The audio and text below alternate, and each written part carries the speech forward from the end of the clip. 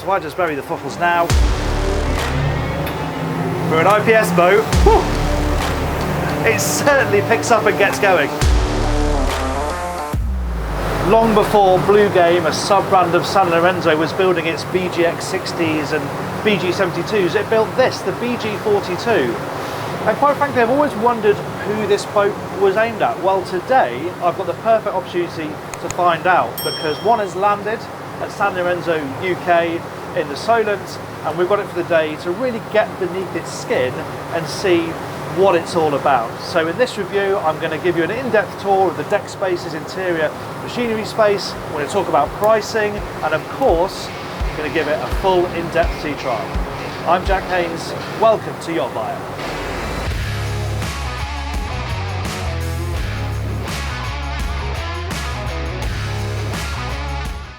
There are two engine options, both IPS 600 or 650. This one's got the largest 650s, which means 480 horsepower per side. And what you quickly realise is that there is plenty of power on tap. So if I just bury the throttles now. For an IPS boat, whew, it certainly picks up and gets going. We're at 25 knots already, which is actually a really nice cruising speed. But the ease with which it gets out the hole and gets cruising is fantastic. It's really easy, barely any hump. Yes, it's got auto trim, it's got trim blades, but it really falls into a very nice natural running attitude. And part of what makes it so good is because I'm sitting so high. It's got a lovely elevated driving position. Top speed with the largest engines is probably between 36 and 38 knots depending on conditions, and you can really cruise anywhere between 20 and 30 knots really. It's got a 1400 litre fuel tank, so at 25 knots you'll cover over 400 nautical miles. At 30 knots, 350 nautical miles, so it's really got the range to cover some serious distance, and very comfortably too. It's extremely quiet. I mean, it's very open. Yes, I've got this hardtop and I'm fully enclosed, but you've got the wind nibbling at your elbows. You can really feel the conditions, but you cannot hear the engines. They've obviously done a very good job with the insulation, because it's incredibly quiet at this 28 knot cruising speed. It's not all about going in a straight line though, because for an IPS boat, it is really good fun to drive. The handling is absolutely lovely. Tenacious, instant turn-in. Often IPS installations are just a little bit ponderous. They take a little bit of time to get going, to get with the program, to react to what the helmsman's doing. But this turns really obediently, and it's nice and level as well. You can turn back on yourself very easily indeed. It's not a big wide arc. It feels really agile, and part of that is down to the fact that it's got really quite a deep hull, 22-degree deadrise, and you really feel that. It cuts through the water beautifully, but it feels up on its toes and poised, and it really feels far more engaging than I would expect an IPS boat to feel. And what's really remarkable is this driving position, because you have the full wraparound windscreen that's connected to the hardtop, so you have a huge amount of protection.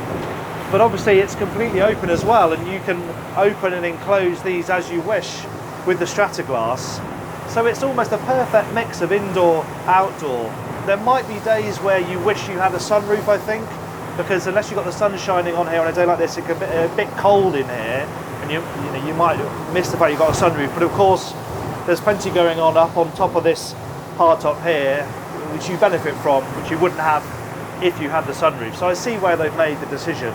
But I do love this driving position. The seat is at such a good level to lean and use as a leaning post, and you can really easily interact with the dash. But equally, I've got a footrest here, so you can sit back.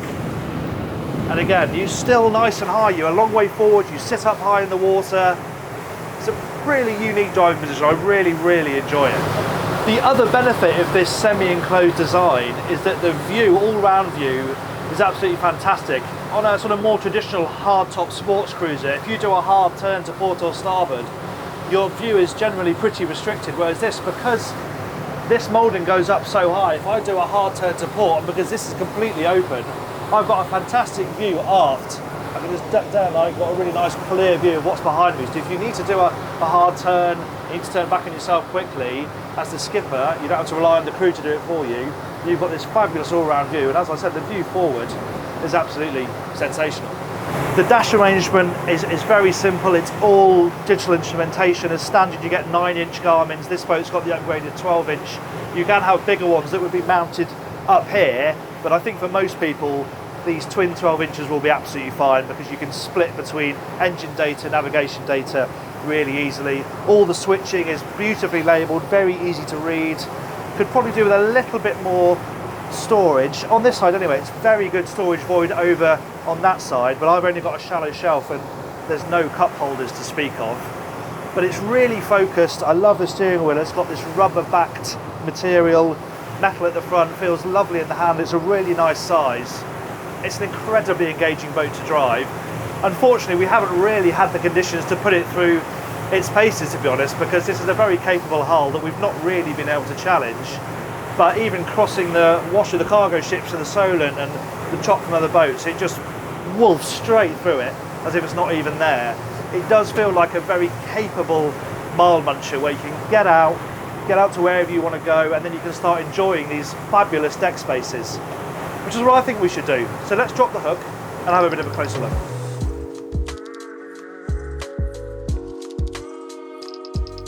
Right, the anchor's down, so we can take a bit of time to have a look around the deck space of the interior of the BG42. And we'll start back here, where you find a 3/4 length hydraulic bathing platform. And there's a bit of an inkling as to what Bluegame can do for you in terms of customization. Although that's what they fit as standard, if you wanted a full width one, they will do that for you.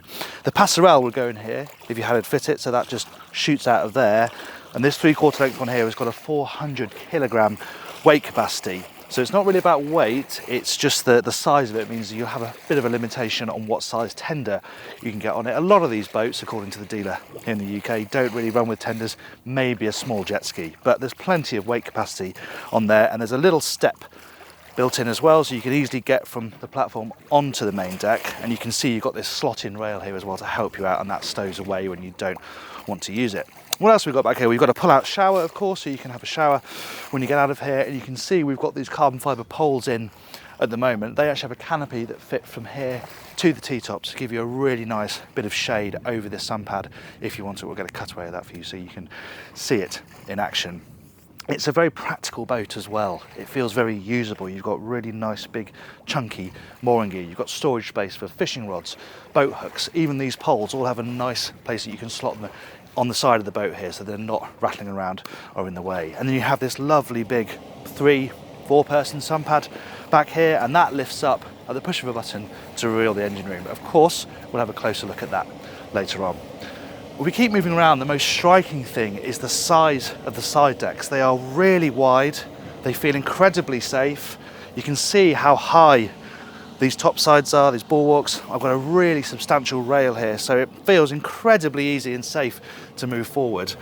And then you sort of move inside and down to this brilliantly protected central dinette area. You have a lot of coverage from the roof. The T-top, it's all carbon fibre. It is standard. The ladders are an option. We'll come to those later on, but it makes for a really nicely protected, sheltered and safe feeling main socialising space. Like if you've got kids, especially small kids, putting them in here where they can't get out into the side decks would be a really nice feeling. You'd feel that they were very safe and secure. And it's well designed as well. This has got a high-low table as standard, so you can put some cushions on top and make yet another sand pad if you want to. Bearing in mind, we've got one on the roof, one there and one forward, but you can add another one if you want. The wet bar is really neatly integrated into this moulding here.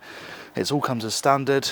This has got the Kenyan grill as an option, the Kenyan adaptation. You get a sort of induction cooktop as standard, but the fridges are standard, the ice maker's standard, the sink's standard, and it's all really nicely integrated, as I said. It all fits really well. Really good levels of storage on deck as well. Like this locker, for example, is absolutely huge. It fires open on a gas locker, and it goes a long way under the helm seat. Space for covers, any other loose bits fit in there really nicely, and it's all really nicely lined out as well. Again, really big, deep locker down here. This is where your ice maker is. So we've talked about the helm out on the water. The other thing to point out is that with this strata glass covers, you can fully enclose this entire area. And they roll up if you want to keep them on, but you want to put them up and down. The side screens here actually have window cutouts in them, as well, so you have real flexibility. And fully enclosed with this solid windscreen section, you could use this boat all year round really, really easily. It's a very, very flexible arrangement. Moving forward, the side decks just broaden even more. The amount of space to walk around on these side decks is very impressive. Again, no guardrail up here. You can see you've got these eyes here to attach your fenders to, but you've got this nice, big, thick guardrail just here, very close to hand when you're moving up to the bow here to either get to the storage locker that's beneath my feet. Really big storage locker here where you can fit all the boat's fenders. It's also where the ladder stows for the bathing platform, the boarding ladder, that stows in there neatly. You've got separate access to the windlass through this hatch here. And then if you want to get to the mooring gear, that is covered by these big, thick GRP tops. And you've got your, again, substantial cleats, multi-directional fair leads, and you've got a through hull anchor as well. Very easy to get to and feels quite business-like, utilitarian. There is a chunkiness, a feeling of solidity to this boat that is really quite impressive. And the last thing I should point out is that, as with the aft end of the deck, you can have a canopy with poles that slot in on either side to provide some shade over this area as well. Now then, the last thing to do is check out what's at the top of those ladders. Now, the ladders are an option. As I said, the hardtop, the carbon fibre hardtop is standard, but this ladder pack is what you have to add to give you access up onto this roof. And of course, then you get the sun pad option. I'm not sure Grandma's going to be spending a huge amount of time up here because, you know, it is effectively a ladder, a very nice ladder, albeit. You can have some different things up here. They've rigged these boats out with fishing equipment. You can have outriggers, you can have bait wells down there. You can also have some roof racks so you can carry SUPs, even mountain bikes. And I think that extra functionality would be really good. If you've got enough sun pads on this boat, you probably don't need one up here, but again, it's relatively flexible and you can have a lot of fun up here. It does say diving or jumping is prohibited, but try telling that to a teenage boy. It's certainly a proper fun platform and a space that you can really do with what you like. Let's check out the interior. Now, a lot of these big walk-around day boats have a pretty similar layout when it comes to the accommodation. There are restrictions, so a lot of them are open plan. You have a convertible berth forward, but I have to say this one is particularly well done. First of all, headroom down here is excellent. Plenty of space over my head here. And I think the key thing is that you've got to, even though headroom is restricted amidships, and we'll have a proper look in a second, you've got a proper big double bed down there that should be really comfortable for weekends. Forward here, this is obviously set up in the dinette formation, but like upstairs, the table is a touch button. It drops right down flush with those cushions. You've got some infills, and then again, you've got another nice big double bed flanked by storage. You've got nice amount of natural light in here, a couple of slim skylights overhead, no escape hatch, but you have got opening ports on both sides. So this boat's got air conditioning, but you can get some natural breeze running through here. Television is really neatly mounted just here on this bulkhead. It's got mirrors on either side, so it blends in really nicely. The galley unit is an option. If you don't have this, you just have storage, but actually it's surprisingly well kitted out, considering I don't imagine anybody's really going to use it, because you've got all that lovely cooking space up on deck, but you've got a nice big sink here. This boat's fridge hasn't actually arrived, but it has got another fridge down here as well, microwave, some storage up here, another cooktop here. So yeah, I think surprisingly comprehensive, considering this is ostensibly a big day boat. For me, what really sets it apart is the sheer size of the bathroom. It is huge and beautifully finished. The quality really rings out down here. It's the solidity underfoot. It feels like a building, not like a boat. It's really lovely and solid underfoot. There's some nice storage built in down here. I like the sort of floating steps that don't impinge too much on the space down here. And as I said, this is a really nicely finished big space with a separate shower cubicle, plenty of headroom. Yeah, you could comfortably spend a nice weekend on here. And if you're a couple, you can have the bed down there that's obviously there the whole time, and then you can just leave the dinette up to use as your living space. But let's have a closer look at that amidships cabin. Yes, headroom is clearly compromised, but look at the size of the berth. That's a really good size bet. And because you've got this passageway down here, there's a passageway at the end of the bed. People can get in and out of the bed without disturbing each other in the night. You've got this extra sofa down here with a little bit of extra headroom so you can sit down and put shoes and socks on. There's a nice amount of storage under here as well. There's lots of storage underneath the berth too. And there's a full height locker here on the starboard side when you come into this area. So yeah, you can't stand up back here, but I personally am really pleasantly surprised by how comfortable this area will be. Not a huge amount of privacy if there's 4 of you on board, but if you're a family, that's fine. But if there's just 2 of you, really perfectly comfortable for extended stays. The last place to look at on the tour then is the engine room. As I mentioned, out at sea, there are 2 IPS options on this boat. This one's got IPS 650, the larger ones. They're the Volvo Penta D6 6-cylinder motors with 480 horsepower, but the block is the same. So even if the smaller engines, you're going to have the same amount of space in here, and it's a pretty good amount of space. You see this lifts up so well that it's very easy to get down here. There's a ladder in a really good position here, and then you drop down, you're between the engines. As you can see, I'm having to stoop a little bit, but the further out you get, the better the headroom is. But you know, considering the type of work you're probably going to have to do on this boat, the daily servicing, the checks, it's all very easy, and the layout and the finish is absolutely top notch. It really does feel high quality through and through this thing. In terms of the layout of the engine room, obviously I'm flanked by the engines. You've got your fuel filters forward, obviously connected to the fuel tanks, which are on either side. Lots and lots of insulation, which goes to some way of explaining why this thing is so quiet out at sea. And then right forward, you've got the generator. This particular boat's actually got the uprated generator because it's got air conditioning. And if you were to have the Seakeeper, which is probably something you're going to want to consider if you're going to spend a lot of time on anchor, this boat has got a nice sharp hull, fantastic out on the water, but just means it's maybe not quite as stable at rest. So the Seakeeper may be in the equation. This boat's not got it, but if you do have it, there's a perfect spot for it down there, just forward of the generator. What does the BG42 cost then? The starting price is €835,000 excluding VAT, and it comes with a handful of items that would be cost options on many rivals, such as the Hardtop and a 5 kilowatt generator. Our test boat had cost options including the teak decking at €27,800, the ladder frame kit €17,500, 400 kilogram hydraulic bathing platform €25,000, and the 16,000 BTU aircon and upgraded 7 kilowatt generator at €14,500, totaling a prices tested of just over €1 million excluding VAT. Last thing to do then is head in and see what she's like to handle inside the marina.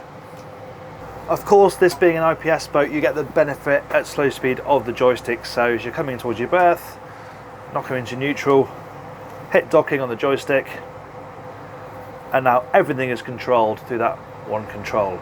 And these engines provide plenty of power out at sea, as we've seen, but they also have lots of nice low down grunts, so it doesn't take much to get a really positive movement from the boat when you need to make fine adjustments. But if you watch my other videos on IPS boats, you know what I'm going to say. Despite all this manoeuvrability, I would add the bow thruster. It's an €8,800 option, I think, on this boat, but it's well worth it because maybe not necessarily in this environment, in a marina environment, but if you're on the med, berthing stern too, to have that fine control of the bow is always really helpful. But much like out at sea, this driving position really helps when you're coming to berth as well. Elevated, as I've already said, you've got a nice short bow, you can really see where the bow ends, so you've got a great view forward, and because it's so open looking aft, you can see both corners of the boat as well. Works brilliantly. I pondered at the beginning of this review who this boat was aimed at, and the truth is you can really make it whatever you want it to be. If you want to do sports fishing, you can kit it out with all that kit. If you want to do adventure sports, you can load it up with your bikes and your SUPs and your windsurf and all that stuff and go and do that. If you just want to chill out and enjoy the conditions, well, it's absolutely covered in sun pads. It's got that lovely protected dinette. It's a very safe and easy boat to move around on. And out at sea especially, it stands out. That focus on efficiency and performance and that lovely sharp hull. It's a fantastic boat to drive.